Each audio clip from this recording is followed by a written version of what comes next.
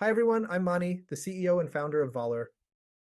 If you have or are planning to sell appreciated capital gains assets in Montana, you know you'll lose something between federal and Montana taxes. But the big question is, how much will you lose and what can you do to reduce it? It's important to understand your capital gains taxes and how they will impact your financial future, not least because that knowledge will empower you to take action to reduce your tax bill today and help you build your wealth faster. In this video, we'll explain what capital gains are and how they are taxed in Montana.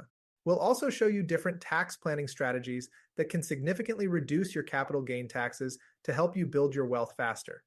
These strategies range from selling appreciated assets in a tax-exempt trust through charitable remainder trusts, deferring your capital gains taxes with an opportunity zone fund, or diversifying your assets with exchange funds.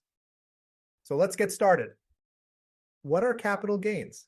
Capital gains are a capital asset's increase in value above its basis, or in other words, cost.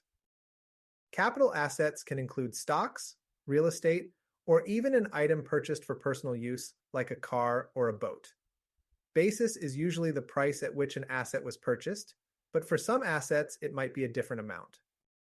For example, if you renovate your house, your basis in the house will be the purchase price plus the money you spent on the renovations. Capital gains can be realized or unrealized. Realized in this context means acquired or received, so realized capital gains are gains that you have received by selling the asset. Unrealized gains, by contrast, represent a change in the value of an investment that you have not yet sold. Capital gains are not taxed until they are realized, meaning that even if your Apple stock has increased 50 times from the day you invested, you won't owe any capital gains taxes until you sell the stock. There are two types of realized capital gains for taxation purposes. Short-term capital gains.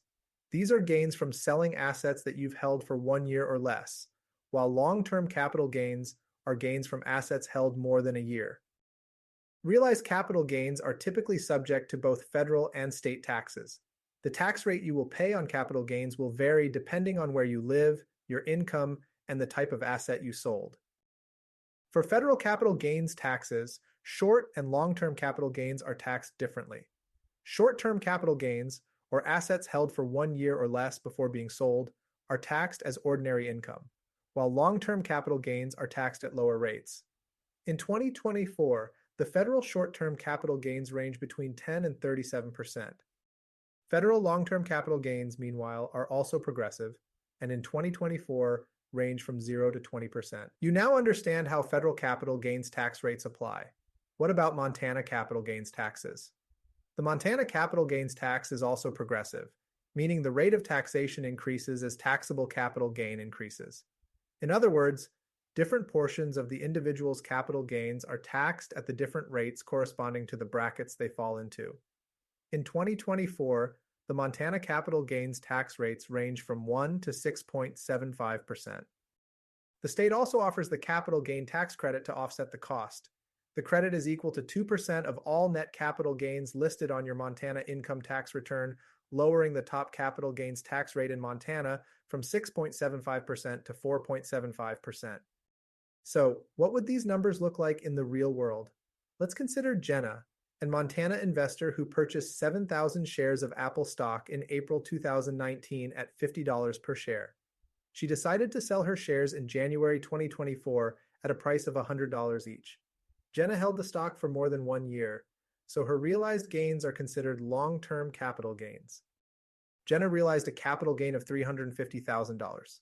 She paid for 7,000 shares at $50 each for a total of $350,000 and then sold them for $100 each for a total of $700,000. That's a net gain of $350,000. She would pay a total of around $45,000 in federal long-term capital gains taxes for 2024, an effective federal tax rate of around 13%. Jenna would also pay Montana taxes on her capital gains for around $16.6 thousand, or an effective state tax rate of around 4.7%. As you can see, capital gains taxes are a common burden that can significantly reduce your net earnings from the sale of an asset. Accordingly, it is critical to identify strategies that can reduce these taxes. Tax planning is a strategic approach designed to reduce a person's or a company's tax liability by leveraging various tax benefits and allowances. Different tax planning strategies can help you reduce your income tax liability. Here are the three we consider most advantageous. Sell appreciated assets in a tax-exempt trust. By setting up a charitable remainder trust or CRUT, you can sell your asset tax-free and receive a charitable income tax deduction of approximately 10% of the current value of the appreciated asset. This allows you to reinvest those tax savings and create more wealth for yourself. As an example, if you have your assets in a lifetime CRUT, you can take home 80% or more after taxes compared to not using one and selling your assets in a regular taxable account over the course of your life. Using an Opportunity Zone fund to defer your capital gain tax and potentially avoid taxes on your Opportunity Zone investment. Investors who have realized capital gains can roll those gains into an Opportunity Zone fund. If they do so within 180 days of realizing the gain, the following tax incentives are available.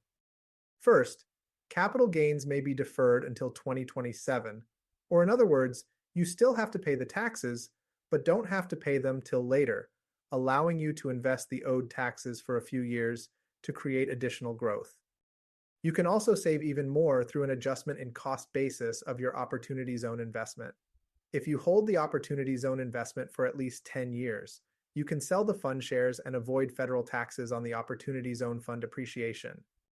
Another option is to simply diversify your investment using an exchange fund. An exchange fund allows investors to contribute stock. By aggregating the concentrated stock positions of many investors, an exchange fund allows you to substitute or replace your own concentrated stock position with a diversified basket of stocks of the same value, reducing portfolio risk and putting off tax consequences until later. Exchange funds now take a wider range of shares from most companies listed on major exchanges to large startups. Importantly, after you have exchanged your concentrated position for a diversified basket of stocks, you will still have to pay capital gains taxes when you sell the diversified stocks and won't receive the diversified shares for 7 years. All right, that wraps it up. I really hope you enjoyed the video and learned something new. Please feel free to comment, like, share, and subscribe to our channel. Now, a quick word about Valor. We've built a platform to give everyone access to the tax planning tools of billionaires like Facebook founder Mark Zuckerberg and others. We make it simple and seamless to pick the best strategy, set up, and administer these structures at a fraction of the cost of competitors. I really hope you found this video useful. If you still have any questions, please visit our website at Valur, VALUR.io, where you can read more content on these subjects, play with our online calculator to discover your potential financial gains, or schedule a call with us.